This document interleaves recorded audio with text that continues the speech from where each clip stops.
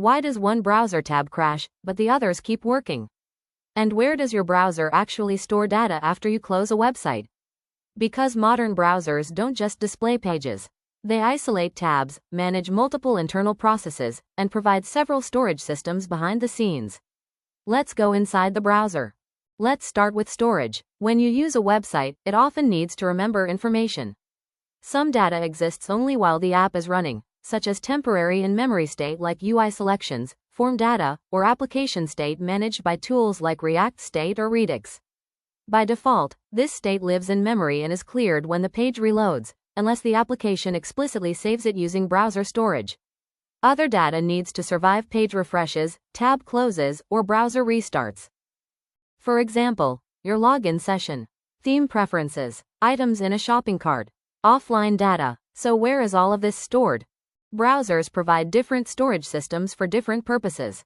Each one is designed with different limits, lifetimes, and use cases. But there is another important rule. Browser storage is usually separated by origin. That means data stored by one website is normally isolated from a different website. For example, data saved by https://example.com is not the same storage area as data saved by https://another-site.com. Because they are completely different origins, their storage is fully isolated. This helps privacy and security by preventing websites from freely reading each other's stored data. First, cookies. Cookies are small pieces of data stored by the browser. They are commonly used for sessions, authentication, and sometimes lightweight preferences. Browsers can automatically send cookies with matching requests, which is why they are often used for login sessions. Cookies are not sent with every request. They follow rules like domain and path, which decide when the browser includes them. But cookies are small and sent over the network, so they are not ideal for storing large amounts of data. Next, local storage. This stores data inside the browser and keeps it even after the tab or browser is closed. It is useful for settings such as dark mode, saved preferences, or small cached values. Local storage is generally scoped to the current origin, so another origin cannot directly read it. Then there is session storage. This is similar to local storage, but it is tied to a single tab session. When that tab is closed, the stored data is cleared. It is also scoped to the current origin. For larger and more structured data, browsers provide IndexedDB. This is a client-side database built into the browser. It can store many records, structured objects, and larger offline data. That is why complex web apps often use it. IndexedDB is also separated by origin. So modern browsers provide multiple storage tools, depending on what the website needs. And in most cases, each website gets its own isolated storage space. Now let's talk about tabs. Modern browsers commonly use a multi-process architecture. Instead of placing all tabs inside one shared execution environment, the browser separates work across multiple processes. There is usually a main browser process that manages the window, tabs, menus, permissions, and overall coordination.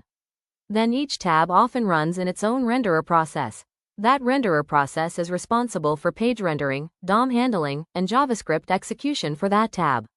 It also has its own memory space and its own JavaScript call stack, rather than sharing a single call stack with other tabs. In some cases, a single website may even use multiple renderer processes for better isolation and performance. This separation helps prevent one tab from directly interfering with another. In addition to the main and renderer processes, browsers often use specialized processes for specific tasks. A GPU process handles graphics-intensive work such as compositing layers, rendering video, animations, and visual effects. Network services may run separately to manage requests, connections, caching, and other communication tasks. Some browsers also use utility or service processes for tasks like media decoding, extensions, file handling, or background operations.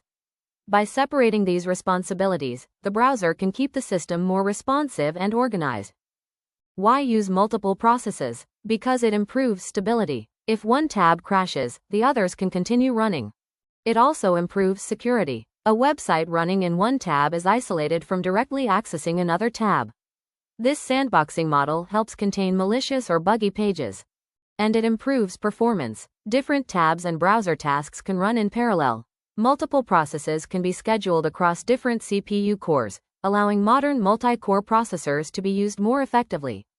So while one tab renders a page, another tab can run JavaScript, and another process can handle graphics or networking at the same time. So modern browsers are doing far more than displaying websites. They are managing storage systems, isolating processes, scheduling work, and protecting tabs from each other. That is why browsers today feel more like lightweight operating systems. In the next video, we'll explore how browser security works behind the scenes, and how browsers safely run untrusted websites every day.